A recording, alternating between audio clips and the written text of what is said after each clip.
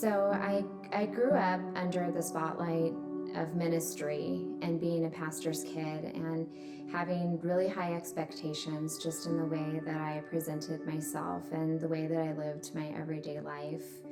So when I found out I was pregnant, my initial reaction was that I was not going to tell my parents and that I would never tell my parents because it was something that I didn't want them to have to carry the burden of my sin and my shame.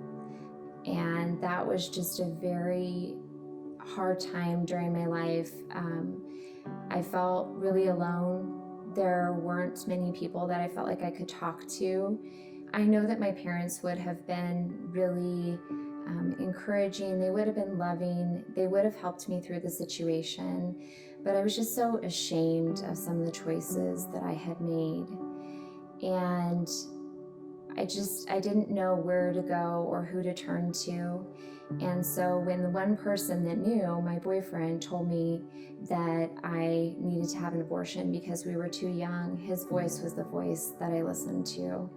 And I went to Planned Parenthood, and I remember signing in and going back to a room, and they had a nurse come in and she did an ultrasound, but they never showed me the ultrasound. It was turned backwards.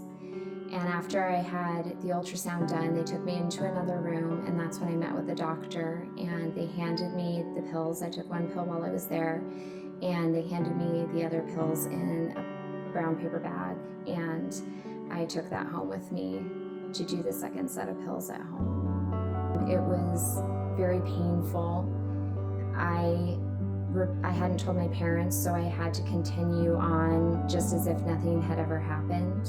And so I still went to school and I still went to work, all while I was aborting my child.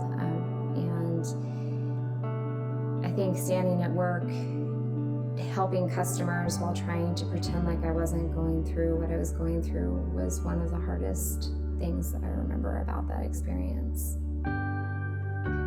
When I went to Hands of Hope, I actually went there to interview to become a volunteer.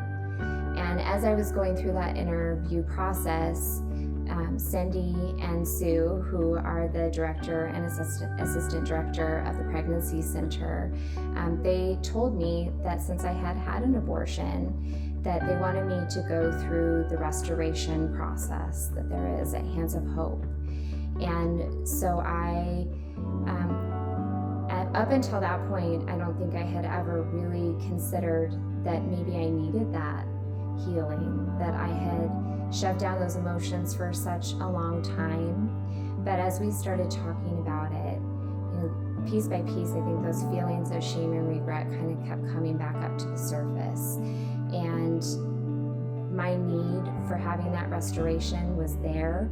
And I think for the first time I did feel some hope, because I knew that it was going to give me an opportunity to finally speak about my experience and to share and to be able to start that healing and grieving process.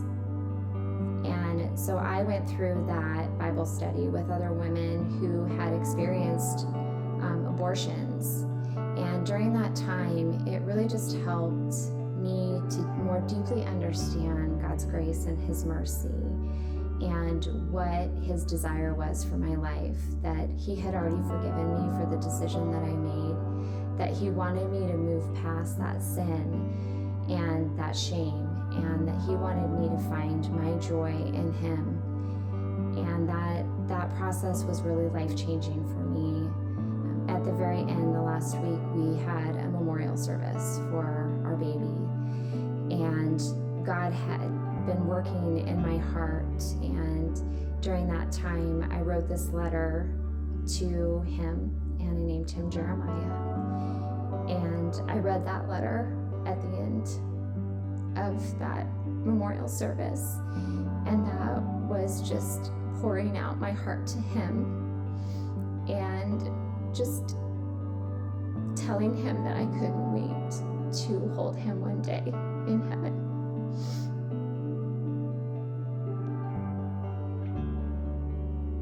When I reflect on Isaiah 35, I think about how in my life it was like a desert. And through many moments, including the time that I have spent with Hands of Hope, He has really taken that desert and He's planted those seeds, and they've bloomed and they've grown into something beautiful in my life. And my hope and my prayer is that any woman who has suffered from a past abortion experience would seek out that healing, that they would talk to someone, and that they would get to experience the joy in Christ that He desires for us, and that their deserts would also be turned into beautiful